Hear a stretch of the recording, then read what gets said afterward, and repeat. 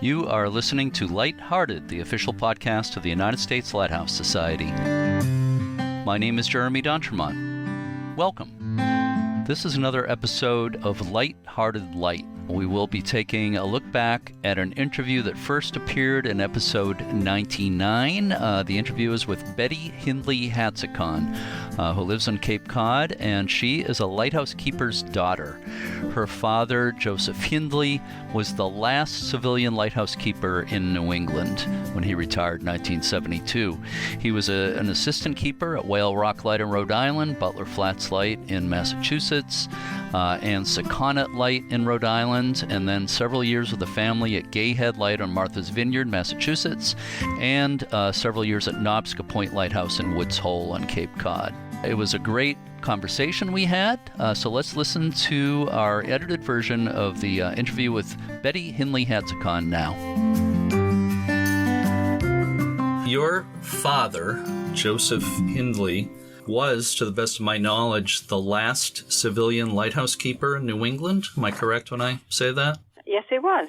According to what I have, he began his career at Whale Rock Lighthouse in Rhode Island, which is true. Yeah, was an extremely rugged place to be a keeper, and doesn't exist anymore because the lighthouse was wiped out in a hurricane of 38. But true. Tell me if I have these dates right. He was a second assistant, 1928 to 30, first assistant, 1930 into 31 at Whale Rock. Does that sound right? Yes. His parents immigrated from England to New Bedford, Massachusetts, through Rhode Island. Mm-hmm. They were working. My grandfather worked in the textile mills. My father probably finished sixth grade, and then he was taken out of school to go work in the mills.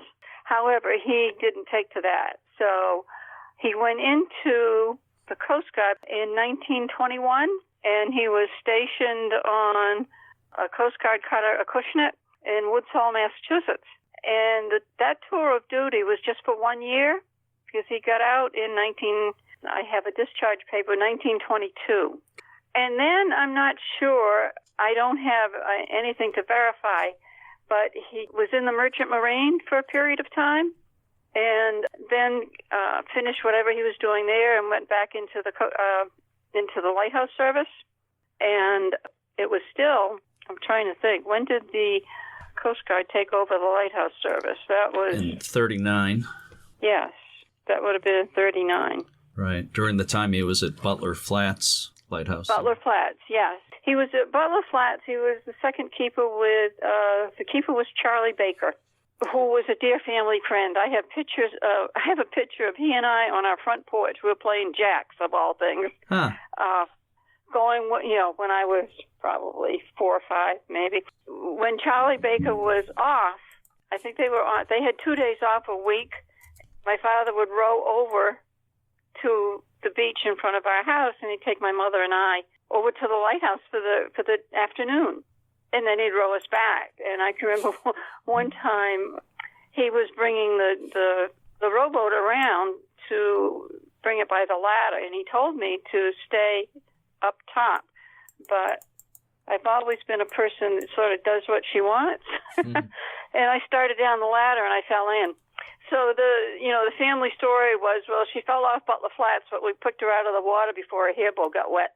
He was at Butler Flats until World War II started, and he went back into the Coast Guard. Once the Lighthouse service was taken over by the Coast Guard, he went back into the Coast Guard, and he was stationed at State Pier in New Bedford. He was stationed in Boston, Constitution Base. I think he was at the Brooklyn Navy Yard at one point in time.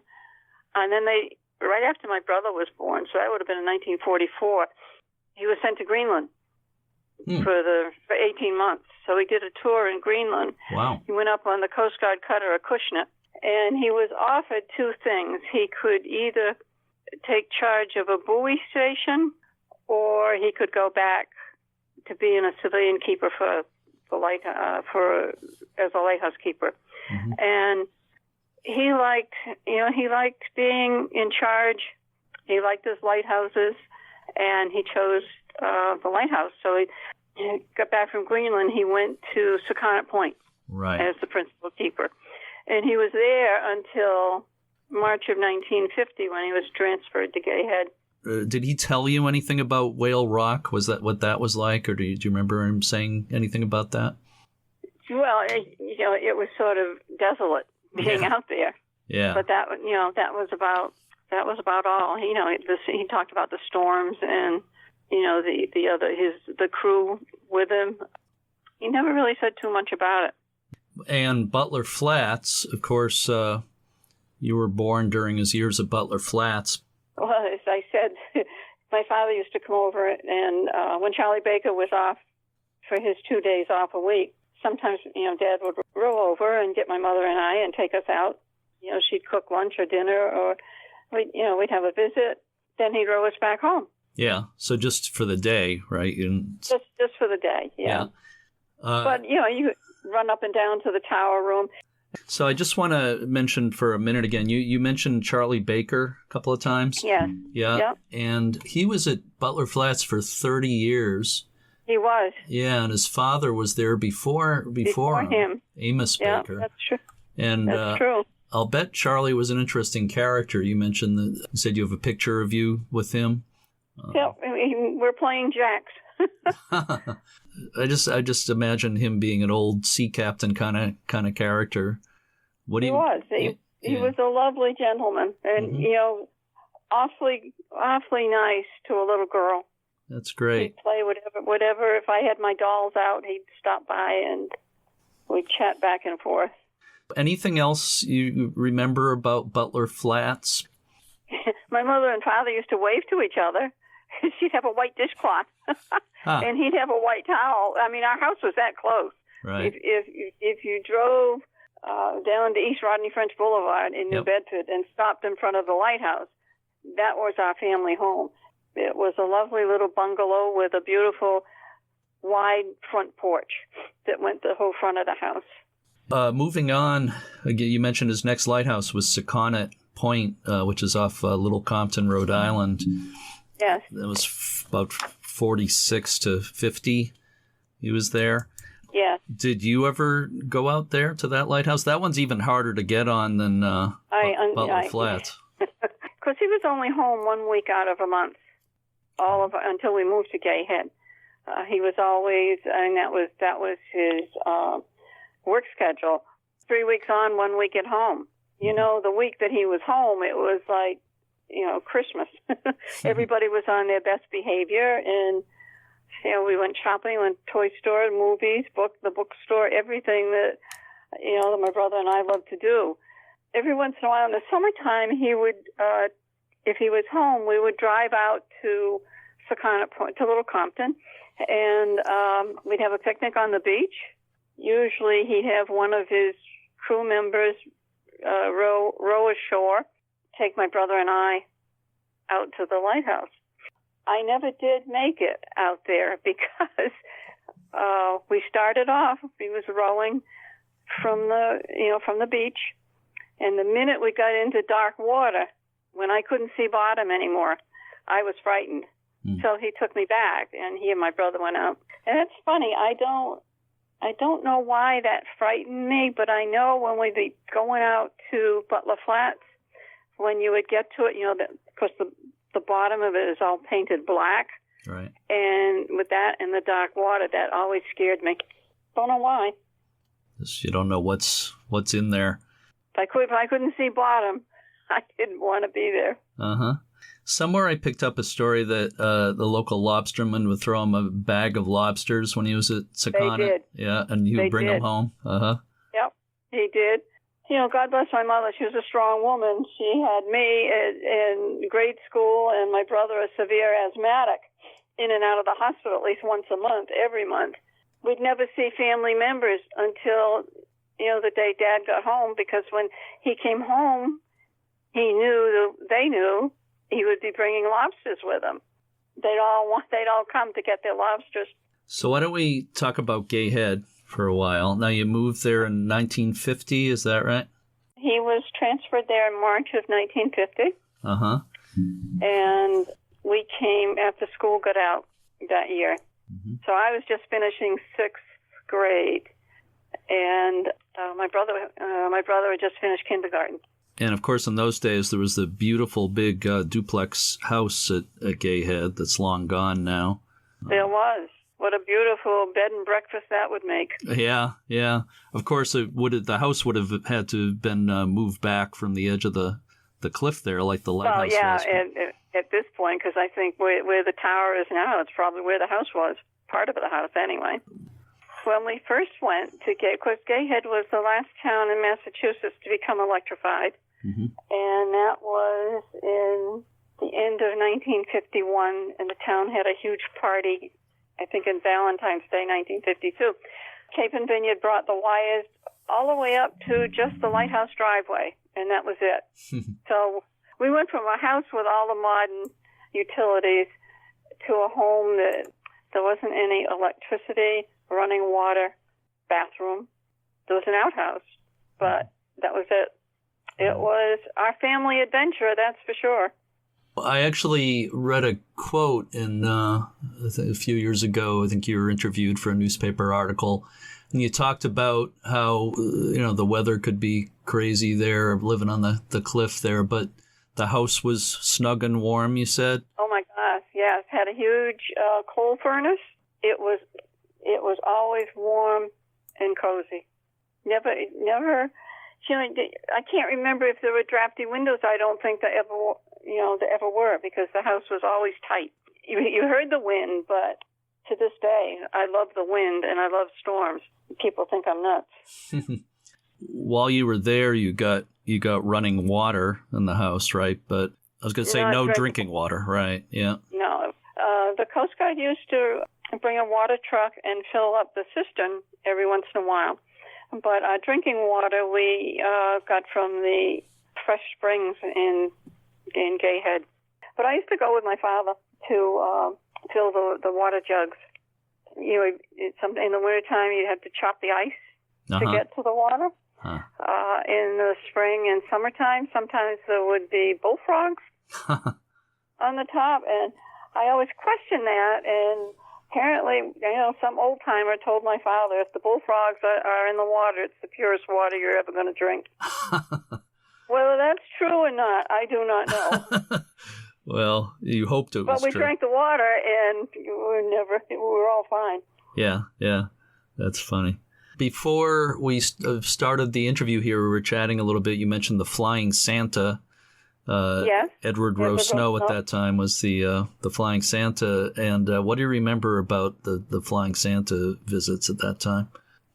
Well, every year he would come at Christmas time. The plane would fly over, and he'd have his door open, and he would lean out and drop a package to us. And there was always his latest book, which my brother and I would usually fight over who was going to read first. And there would be some paperback books, some what you would call notions, hand cream, maybe shaving cream for my father. There'd be all sorts of little things in the package. It was always like opening a surprise gift.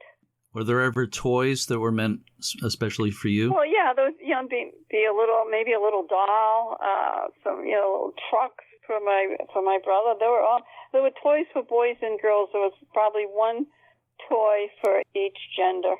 But he knew he knew what kids were living at the Lighthouse, so he knew there was a girl and a boy. So there'd be some coloring books, there might be some crayons, all the things that you look forward to. Yeah. You mentioned the arrival of electricity, although at first it didn't quite reach the light station, right? Yes, that's true. We didn't get electricity at the Lighthouse until 1953. It was sort of a little bit of pandemonium. My mother used her electric washing machine, which she was in storage in the other half of the duplex because there was nobody living there. Connected that up and did laundry. My father bought a television. That was the first TV we had. Plug in the electric iron and iron your clothes for the week. Because when I learned to iron with the fat irons that you heated on the stove. Right. And to this day, when I iron a shirt, I always start at the back because I can't tell you how many white blouses I scorched in the front. So I always start at the back because you can always put a sweater over that, and nobody will ever see the burnt marks. But anyway, so every night we had electricity. We still had to use our oil lamps, or we might have lit one electric lamp that we had packed away. But it was interesting. Yeah. To be without electricity, and then all of a sudden you've got this every night you had this wire, and you can put it, plug in a radio, you can plug in an electric mixer, you could do all sorts of things with that. That was a lot of fun. Yeah. They electrified the light.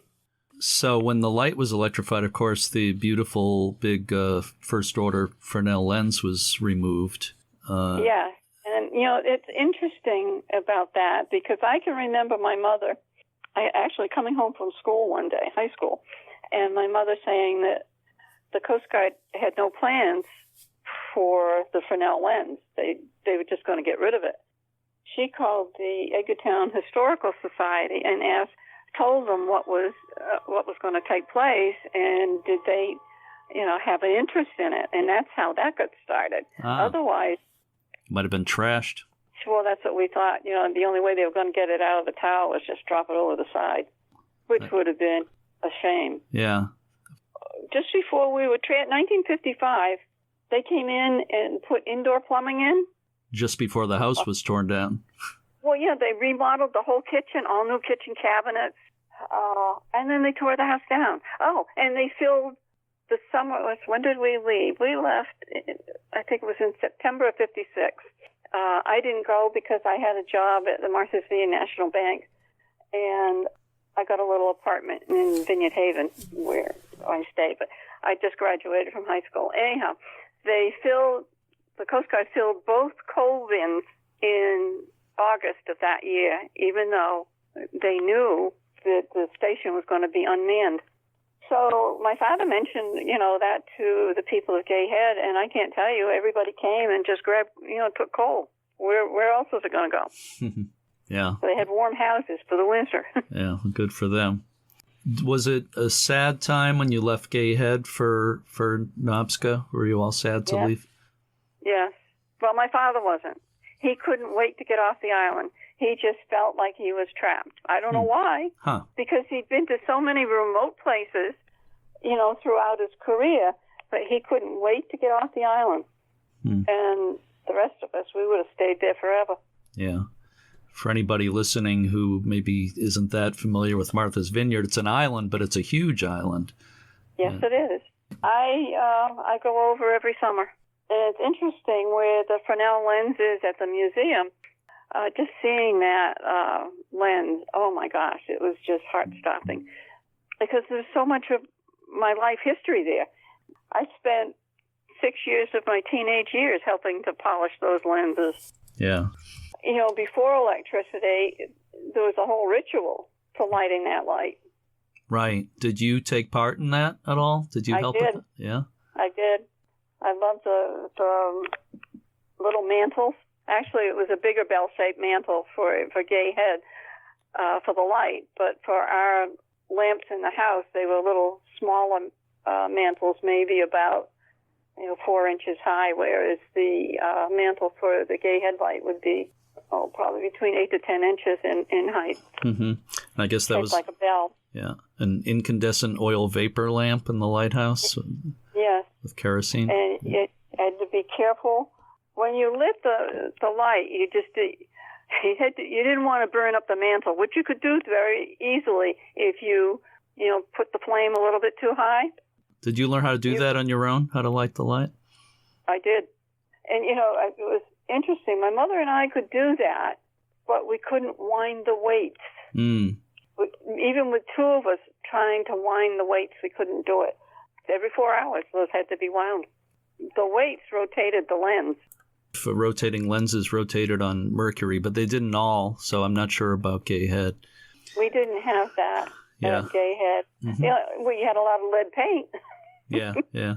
You didn't need it, I hope. I did. See, that was the whole thing. By the way, if it was chipping away from the windowsills, you'd pick. Must have been tasty, yeah. But now they make such a big deal of it. All the lead paint has to be removed. I know. Yeah, let's talk about Nobska. So your family moved from Gayhead to Nobska in 1956. I was out of school, but my brother was in high school. What did you think about it? What did the family think? After Gayhead, it was a letdown. I said, I'm not going to Woods Hole. Woods Hole? What? That's just a dropping off place for the steamship from New Bedford. It was home. There was no question about that. It was home. But there was something special about Gayhead. I mean, Nobska is a beautiful place, too. It's a beautiful spot. And, really, people always, they want to talk to me about living on a lighthouse. And, they romanticize it. And to me, it was, yes, we lived in a beautiful spot, but that was home. So I'm sure, at Gayhead and Nobska, for the most part, there was a certain routine. But do you remember, is there anything that stands out in your mind as far as especially, bad storms or wrecks that happen nearby or anything that comes to mind like that? The foghorn would blow, especially in August when you'd have a lot of foggy nights and days, and the phone would ring because, our phone number was listed in the directory. And people would call and just say, would you shut that so-and-so thing off? Of course you couldn't. And of course you can't. You can't see West Chop. The foghorn has to be on. There's something comforting about listening to a foghorn on a quiet night. The horn at Nobska, did you have trouble sleeping with that, or did you get used to it pretty fast? Well, you get used to it pretty fast. I mean, at the beginning, it was like watching a silent movie on television when the foghorn blew, because you had 3 blasts and you could hear the words, and then there'd be 3 more blasts, and then you could hear the word, whatever, the sound on the TV. Plus, if you were having a conversation, you had to kind of talk around the foghorn too, right? You had to pause every time the horn blew. Well, we didn't pause. We just talked a little bit louder. Can you think of anything else that stands out for either Gayhead or Nobska? At Gayhead, once a year there was what they called an Eastern inspection. It was where the commandant from Washington, D.C. of the Coast Guard would make his tour through all the lighthouses in New England.